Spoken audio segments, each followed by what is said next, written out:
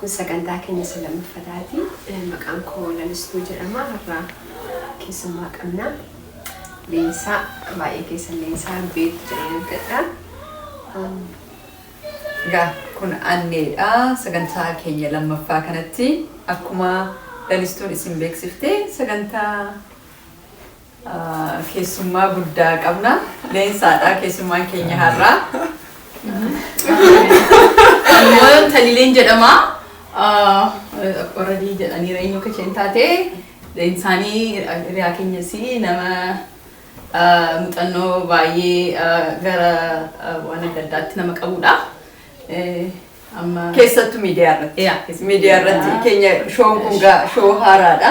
Garuu leensaanii anti himu leensaa shoo leensaa shoo hundi keessanuu hedduu yaadattu ammallee akka eegaa jirtan abdii qabna. Sagantaa sana irratti nama muuxannoo qabudha, nama moodeelingii hojjetaa turedha, nama biyya keessas biyya ambaa keessattis kanaaf har'a sagantaa keenya isa jalqabaayyuu jenna malee keessummaa keenya isa jalqabaatti taa'ee.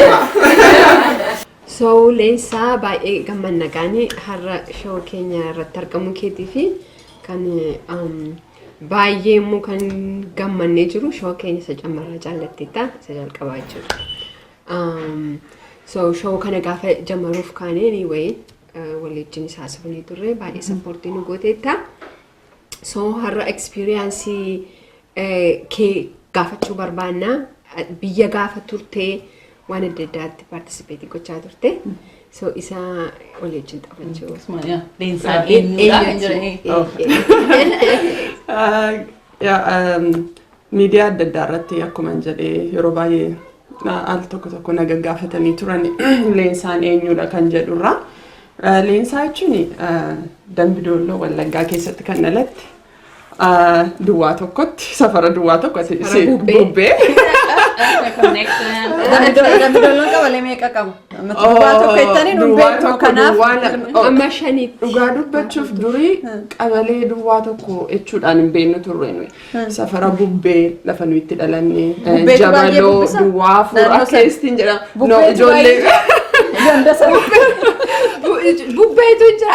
Doonii waan isaan bubbee jira. Ijoollee masafarichaa akka bubbeeti. Akkasii? Tole. Beekta bubbee. Guyyaa biraa irratti haasofne. So leensaa jechuun achitti kan guddattee mana barumsaa Oliiqaatti elementarii kan baratte qallamitti sadarkaa lammaffaa kan baratteedha. Egaa Dambidollootti guddadhee dhaladhee gara kutaa 9 yeroon baradhuuni gara Finfinneetti ol ba'ee achi immoo barumsa koo itti fufee jechuudha. Dambidollootuman jiru Miss Wallagga Open 2020 College kan jedhamu obbo Umaddiiniin kan jiru isa irratti dorgomee jirratti Miss Wallaggaa ta'ee mo'adheera. Isa ergin fixee gara Finfinneetti ol ba'ee jechuudha. Achituman jiru Miss Oromiyaadhaaf immoo dorgomee Miss Oromiyaas dorgomee immoo injifadhe jechuudha. Sama Miss Oromiyaadha jechuudha. Ergin waan si dhibu keessaa ergin Miss Oromiyaa dorgomee Miss Oromiyaan hin taane ergasii anuma irratti dhaabbate which is 2009 natti fakkaata. So crown isaa still jira jechuudha. Anuma bira jira. Mana haadha kooti hin kennine waan si dhibu keessaa mana haadha kooti jira. So baay'ee nama gaddisiisa.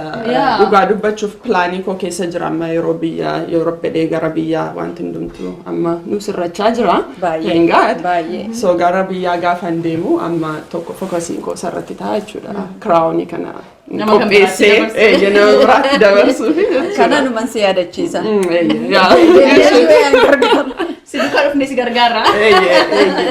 So Miss Oromiyaa dorgome jechuudha. Achumaan immoo gara Miss Itoophiyaa end of 2009 natti fakkaata. Miss Itoophiyaas dorgome sadaffaa ba'ee jechuudha. So haala sanaan jalqabee leensaa. Achi gara biyya ambaatti dhuftee. Egaa isa utuu gara kana irratti hin dhufini gara maadelingii keessan immoo lixee achuma biyyuma keessattuu hin jiru jechuudha. Advertaayizoota adda addaa koomershaalota waan adda addaa hojjechaa ture biyya irratti kaampaanota adda addaa wajjin jechuudha. Namooti biyya jiran beeku namooti TV irratti argaa turanii yes bishaan yes kan jedhamu jira ati biyya deemteetti argiteetta ta'een beeku.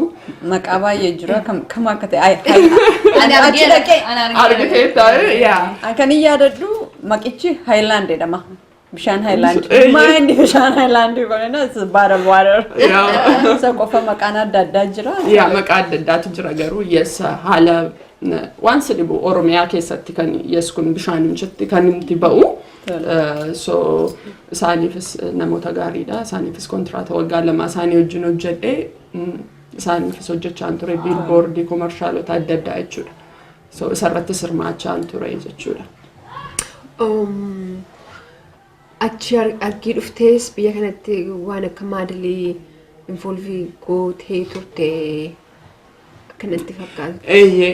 Asittis dhufee maadeloota warra dizaayineroota wajjin hojjechaa ture show adda addaa irratti hojjedheera. Biyya kanatti xinnoo rakkisaa keessumaa waan argite nuuf yeroo biyyaa dhuftu jireenya waan adda addaatu jira waan booddeetti si qabu. Garuu yoo gara maadelingiitti kanatti fufuu barbaadde gara New Yorkitti deemtee waan hundumaa dhiiste gara New Yorkitti deemtee isuma irratti full time yookaan guutummaa guutuutti hojii kee dhiiste isarratti fookasii gootee hojjechuu sirra jira. Anaaf immoo wanti tokko naan mijanneen ture kanaaf hin goone malee xiqqoo hojjedheera yaa. Chaalenjiin gaa biyyaan baa jiru hedduu jabaadha. Hundi keenya iyyuu kana qofa osoo hin ta'in yeroo jalqaba dhuftu akkaataa itti yaaddee dhuftuu fi waan asitti si mudatu adda. Gara biyyaattan si deebisa. Amma sila advertaayizii adda addaa akka hojjetaa turtee nuuf kaasteetta. Yeroon sana dhaga'u kan natti dhufee ijoollee yaangii keessattuu dubartoota Oromoo fedhii akkasii qaban yookaan immoo hojii gara kanatti deemuu barbaadan waan akkasirraa dhaga'anan barbaadu tokko. Chaalenjiin moodeelii ta'uun biyyatti. Lammata immoo yeroo moodeelii taatu koomershaalii adda addaa hojjettu kaampaanota sana siitu qunnamamoo eejantii qabdamoo akka biyya kanatti gaa eejantiitu konekshinii sana uumamiti carraansa amma banaadha. Achittis chaalenjii akkamitu si mudataa ture maal akkasirraa dhaga'an barbaadame? Dhugaadha akka biyya kanaa eejantiin professionaalii ta'ee ture hin turre yeroo hin jiru. Kanaaf akkumatti wal beekumsaan namoota akkasitti wal beektuni eenyuun beekaadha kan ture achi yeroon ture. So yeroo baay'ee ani obbo Wubishet Warqaalammaa nama jedhu wajjin isaan jalatti hojjechaa ture. Malee dhugaa dubbachuuf akka biyya kanaa eejantiin kontraata jalatti isaanii gootee isaanii wajjin hojjettu hin turre yeroon biyya ture. Waa yeroo baay'ee biyya kanaa kan itti beekuu dandeessu isa sirrii isa kamii sirriidha isa kamtu sirrii miti addaan baaftee baruu fi warri yeroo baay'ee horii si gaafatanii horii si gaafatu taanaani waan sirrii miti yeroo baay'ee eejensii warri gurguddaanii isaaniitu iyyuu horii si baasee si barsiisa malee horii ofii keetti sirraa fudhatanii si barsiisonnaan wanta question gochuu sirra jira. Ammamtu biyyatti kana beekan. Namni baay'een ijoolleen baay'een hin beekanii itti galanni meeqatu horii itti baasee humna isaatti baasee frustrated ta'eetu waan tokko faarra iddoo sadarkaa tokko hin geena admashiyyuu itti horii isaanii baasanii dhuguma biyyattis waan baay'ee argaan ture birrii fidaa gara Euroopitti sin geessinaa yookaan immoo gara Firaansitti sin geessinaa akka jedhan ijoollee baay'ee gowwoomsaa turan kun waan akkasiis argaan ture. Kan biraa anumatu sitti deebi'aa jira. Dabaree. Sababni isaa sammuu koo keessatti namoota ijoollee si dhaggeeffatan the young generation sanatu sammuu koo keessa jiran gaaffii isaan si gaafachuu danda'u yaadu. Lammata mee deeggarsi hawaasaa deeggarsi maatii yeroo moodeeliin jedhamu wallisaa jedhamu aadaa keenya keessatti ilaalchi jiru xiqqoo rakkisaadha. Kanaaf yeroo ati gara professionii gara ogummaa kanatti dhuftu gargaarsi hawaasaa gargaarsi maatii akkam ture? Positive ture moo mee. Gaaffii kana na gaafachuu keetiif baay'ee galatoomta akka namni na gaafate hin beeku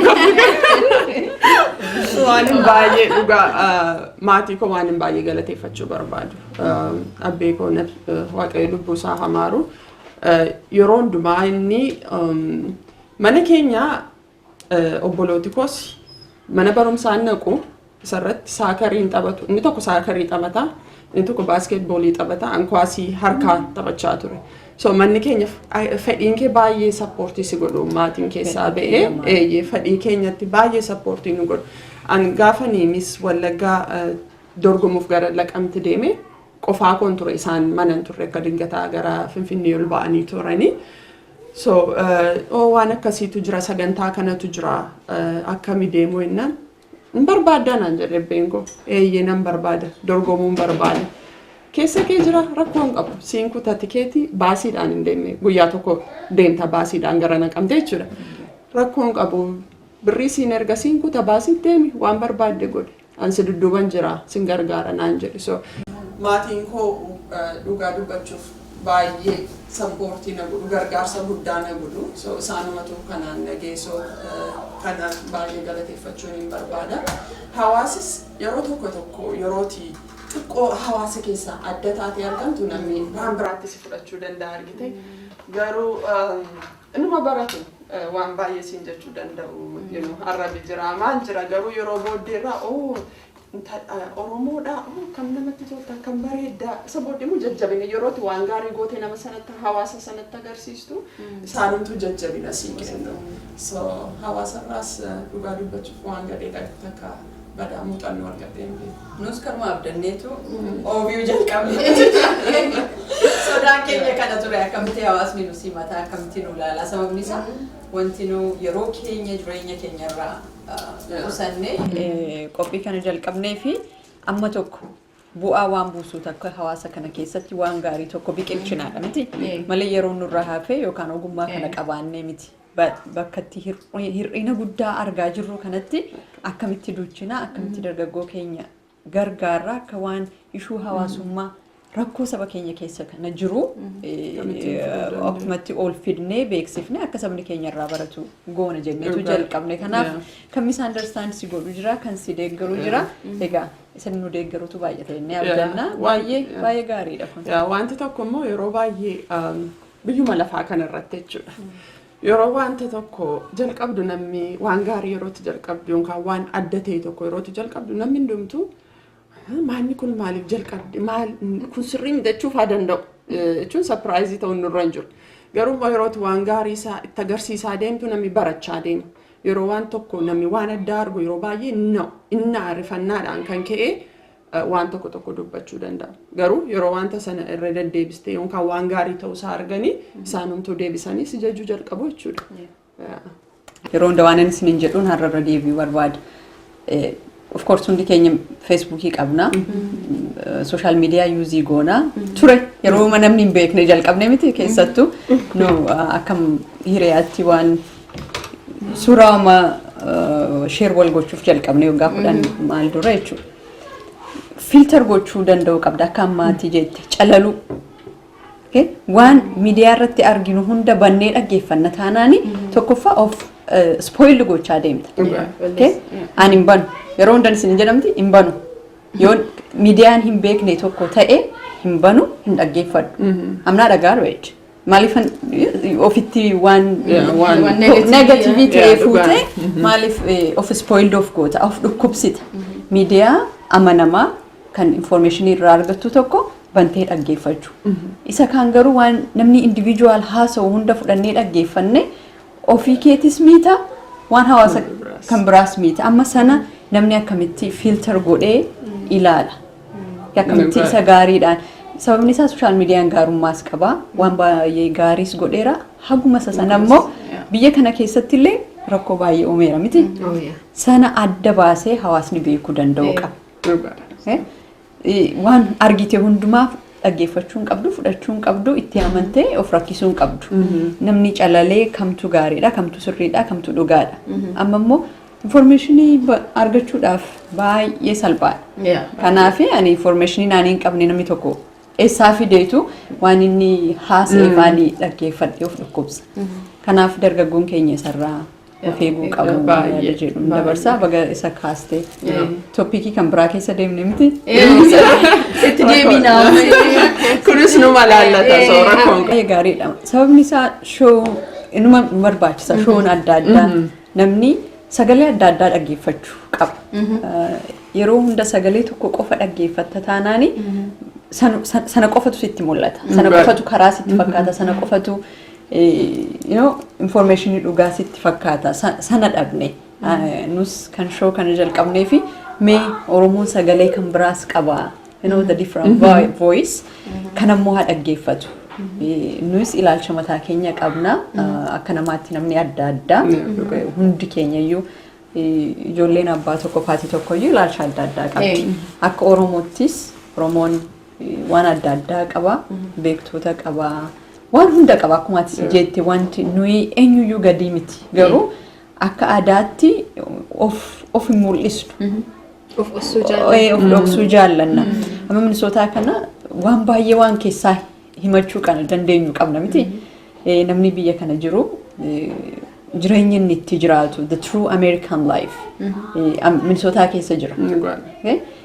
Waan hedduulleen sabni keenya irraa barachuu qabu irraa barachuu danda'uun illeen as jira garuu waan nu baanee of baasuu sana hin jaallannu of mul'isuu sana hin jaallannu inni immoo amma tokko waan baay'ee akkamiis goonu nu taasisaa jira. Kanaaf shoo adda addaa jiraachuun barbaachisaadha. Gaariidha jedhanii yaada. Atis sanumaan jalqabdeetu leensaa shoo sana jalqabdee baay'ee gaarii ture ammas hin deebi'a jennee abdanna. Nus sanumarraa kaaneetu jalqabne garaagarummaa hin qabu jechuukooti. Kaayyoon ati sitti jalqabdee nus sitti jalqabne baay'ee itti fufii. Kana caalaa immoo waan guddaa akka fiddee dhuftu abdiin qaba gara fuulduraatti. Abdii guddaa sirraa qabna miti. Baay'ee. It's a fashion show every year. Oromo sport irratti goota. Isa ammas hin eegnamoo? Yaa inni dhufa waggaa darbe kuma beektan asittiin turre gara Minisootaatti gara iddoo biraa ture. Anis immoo waggaa darbe waan adda addaa keessatti biizii turre hundumti keenya gara mataa jechuun gara mana ijaarrachuutti jechuudha. So kanaaf xinnoo irraa deemee ture bada itti deebin amma yeroo waggaa dhufutti yeroo lama moo sadii goote? Yeroo lama ta'e natti fakkaata. Lama goote. Lama yeroo lama.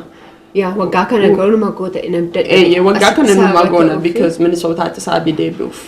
Akkam ture garuu mee waa'ee masaansi gaafadhaa ijoollee dubartoonni ijoolleen yaangiin baay'ee asitti dhalatanii guddatanii waa'ee shoon kee garra caalaan shoo aadaa Oromoo agarsiisudha. Ijoolleen biyya kanatti dhalattee guddattee immoo yeroo baay'ee carraa sana hin argatanii waan aadaa isaanii waan saba isaanii bakka itti argan baay'ee hin jiru miti. Inni barumsaanitti oolanii addaa carraan isaan saba keenya arganii yeroo torban ispoortii Oromoo sana.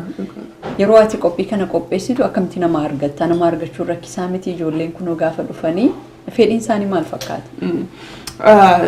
Oromoo taammaadaliin kun jalqabumaaniyyuu kan inni yaadnee qopheessinee fi akkamittiin ijoollee yangii ijoollee biyya kana jiran gara maadaliingii kanatti. Maadaliingii kanas yeroo ta'u immoo akkamittiin uffata aadaa keenyas gara sadarkaa kan biraatti fuunee deemna waan jedhuudhaan sagantaa kana yeroo jalqabne iyyuu jechuudha. So every year yeroo qopheessinu Oromoo taammaadalii kana baay'ee kan nu rakkisu maal ture namoota ijoollee argachuudha ijoollee yangii isteeta adda addaa irraa dhufu. In saalfatu show actually mentionii gochuun qabaa show keessan isa jalqabaa irratti waa'ee maatii biyya kana ijoollee akkaataa isaaniitti guddisanii wal taasisuu qabu waan jettan irraa kan ka'e isarratti arga ijoolleen baay'ee yeelloo ijoolleen biyya kana dhugaa dubbachuuf ol qabanii sagalee isaanii haasa'u malleen qaanoon ijoolleen baay'een jechuudha. Yeroo lafa waan Oromoo deeman immoo maatii isaanii dura waakii godhanii deemuun nutti ulfaataa jechuudha. Kan mana keessatti walitti haasa'uu hin dandeenye yeroo immoo isaan duratti waakii gochuun baay'ee itti ulfaata. So isaaf eenyutu dhufaa maatii keenya faan dhufuu naan jedhanii na gaafatu. So kanaaf qaana'u so ijoollee walitti fiduun baay'ee isa tuxunnoo nu rakkisa ture. But akkamittiin tokko aadaa Oromoo uffata aadaa Oromoo akkamittiin yeroo biraa irratti illee akkamittiin namni uffatee deema ayyaana ta'uun qabu uffata aadaa Oromoo uffachuu fi waan jedhurraan kan ka'e actually dizaayinariin biyyaa dhufte isa jalqabaa keenya irratti baay'ee bareedaa ture. Uffata aadaa namis bitatee baay'ee jaallatee ture. Sagantaa bareedaa qabaanne ammas immoo kana booddee wanti nuyi gochuu barbaannu uffata aadaaf uffata ammayyaa keenya akkamittiin walitti finnee namni akkamittiin regular day illee akkamittiin uffachuu akka danda'uu fi isarratti hojjechuu barbaannaa jechuudha. So bareedaama ture Oromoo taammaa dalliin suni baay'ee gaarii ture. Ijoollee yaangiinis baay'ee gammadu turan because yeroo baay'een qaana'u namooti baay'een Miss Oromiyaa like yookiin Oromoo taammaa dallee yerootti Oromiffa qofa haasa'utti fakkaata. Ijoolleen immoo hin qaana'u yeroo caccabsan Oromiffa yeroo haasa'an hin qaana'u. So yeroo baay'ee kan isaan na gaafatan Oromiffi koo sirrii miti akkam caccabseen haasa'anaan jedhu it's okay. Rakkoon qabu jajjabeessuun nurra jira yaa Oromiffan beekan inni ijoollee achi butuun nurra hin jiru gara hawaasarra gara fuulduraatti keessattuu ijoollee Finfinnee waan ta'eef rakkoon sana akka gaariitti naa gala waan irratti haasofnu egaa baay'ee si galateeffannaa qophii keenya shoo lammaffaa keessummaa jalqabaa taatee dhufa argamuu keetii fi leensoo hedduu sitti gammanna. Baay'ee si jaallannaa. Sinis dhugaa baay'ee galatoomaa waan. Isteeta kan biraarraa baatee. Jettee as dhufu keetii fi hedduu galatoomii. Egaa daawwattoota keenyaa sagantaa har'aa isiniif qabannee dhiyaannee kanumaan xumurra. Ani Annee Ajjamaatii. Lalistuu. Haliilee Durassoo.